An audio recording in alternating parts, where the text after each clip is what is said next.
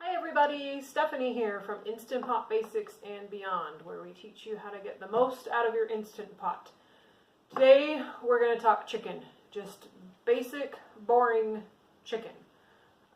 I talked to a bunch of people and there doesn't seem to be good information about how to just cook well, say like boneless, skinless chicken breasts in the Instant Pot, just plain so you can shred it and then do what you want with it. And I know we've done several chicken videos, but typically it's, like we did a whole chicken or we were doing barbecue chicken or taco chicken.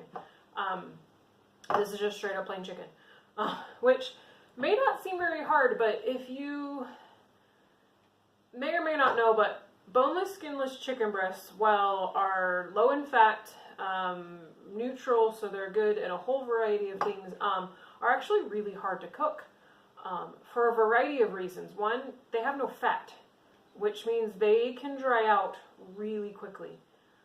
The second thing is they are not an even thickness piece of meat. You've got thick at one end and then it tapers down to thin at the other end, which means they don't cook, consistently at an even rate.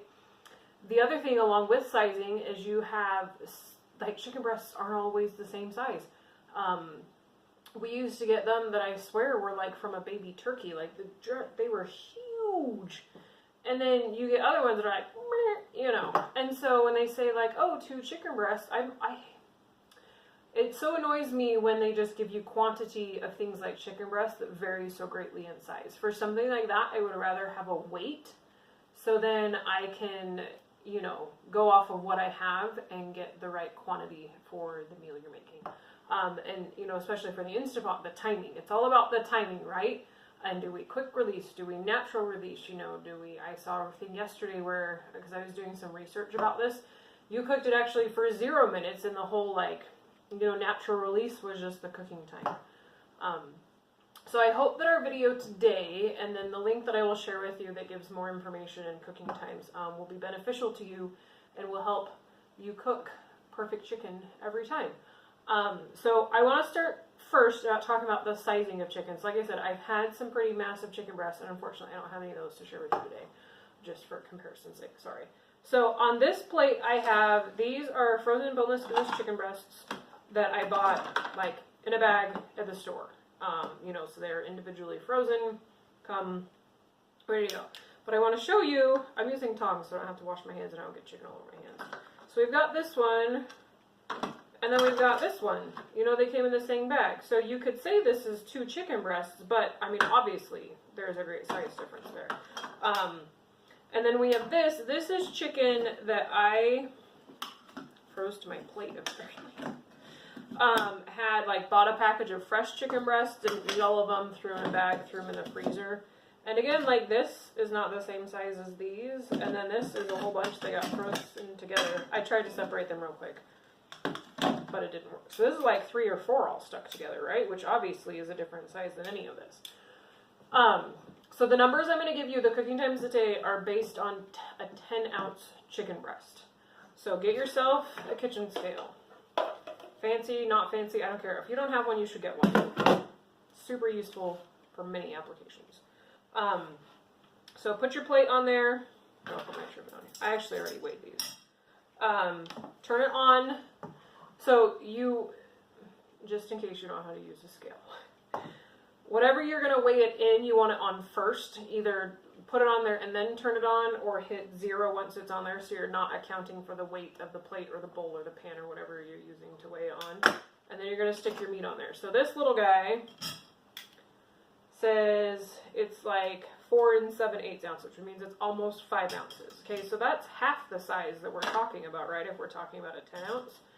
So this guy will weigh, this is just over 7 ounces, so a little less, but more than that guy. And then this one looks even bigger than that one. And this is almost 8. So again, even here we've got, 5, 7, and 8. We've got varying sizes here. And then we got this guy. How much does this guy weigh? So this is like 9.5 ounces. And then if we did this whole block, so this is like 1.25 pounds. Okay, so now we know how much our chicken weighs. let's talk about method.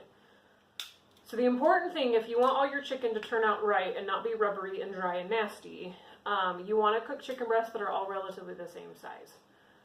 Do the best that you can. So hopefully, you know, if you've got a bag of chicken, you have, you know, these 7 or 8 ounces, that's okay. I wouldn't throw this little guy in with them. And I guess you could, but it's going to be overcooked by the time these two are done.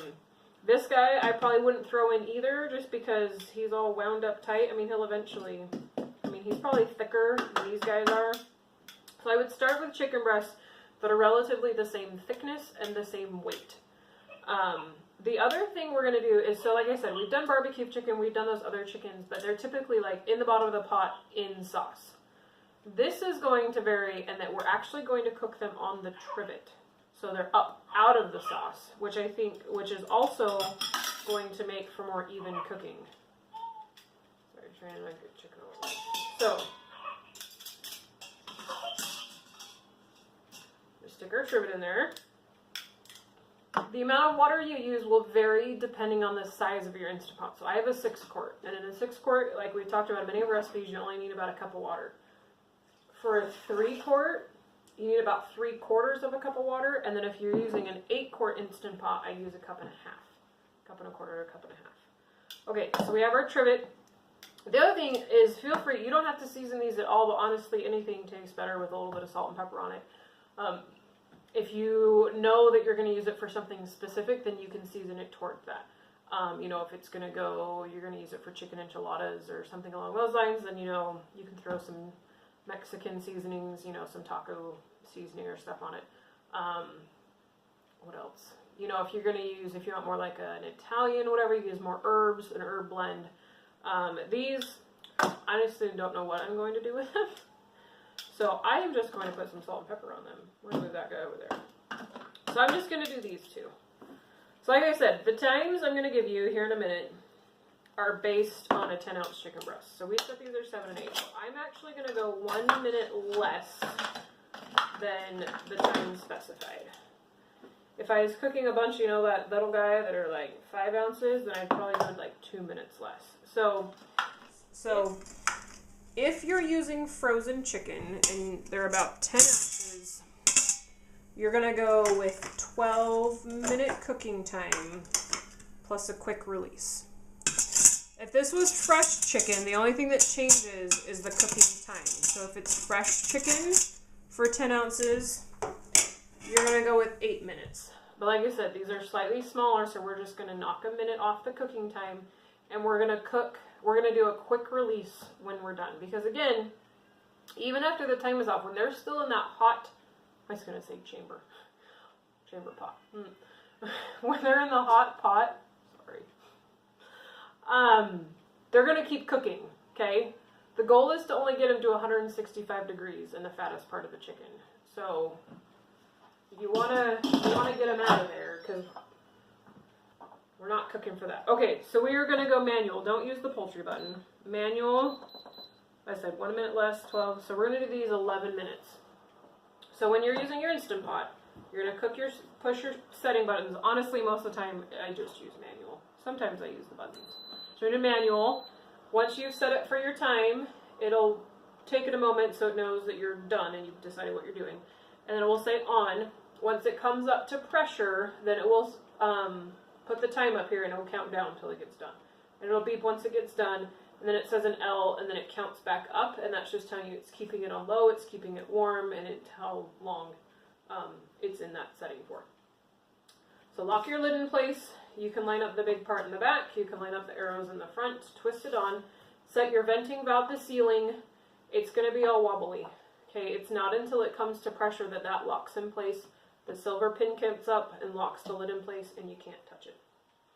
Okay, it will do some sputtering and some steam releasing as that water boils and comes to temperature, comes to pressure. It's fine. It's all good. The other thing that's going to change when you're using frozen chicken is that it's going to take longer to come to pressure just because it's cold. Again, that's got to get hot and create all that steam inside in order to allow it to shut. But that's okay. So we're going to let this cook, and we're going to come back. We'll check on it. We'll talk about what happens if it's not done. And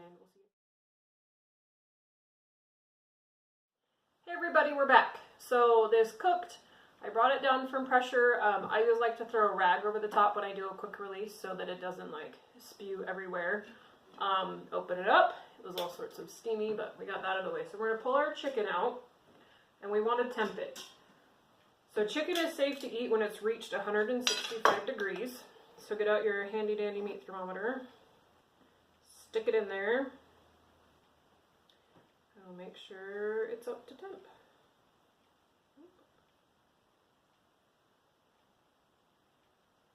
So we are there. It's climbed up to about 170, which is fine. So chicken dries out when it gets super hot. So if you've pulled it out and you've temped it and you find it's like 200 degrees, then maybe next time you need to back off the time, maybe like by another minute.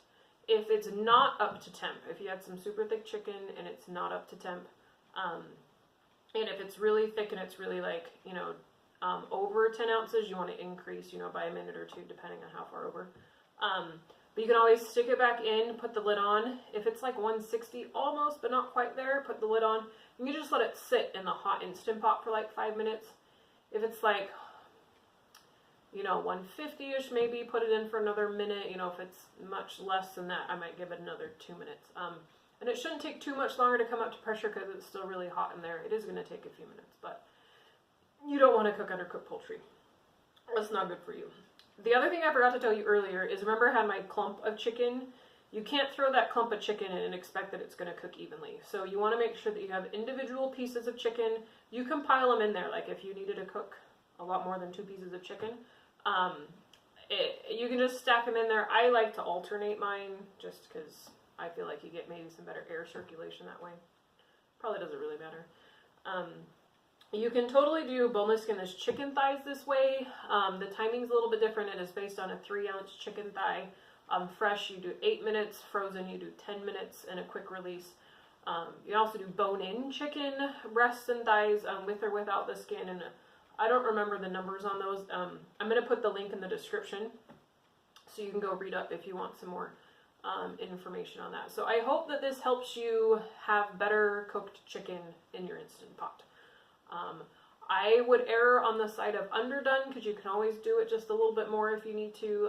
If you don't want to put it back in the Instant Pot, you can always put it like in a 350-degree oven, although it kind of defeats the purpose. But you do what you got to do. But you can always cook it a little bit more, but if you've overdone it, then you've overdone it. It's just sad, rubbery, dry chicken, which doesn't make anybody happy.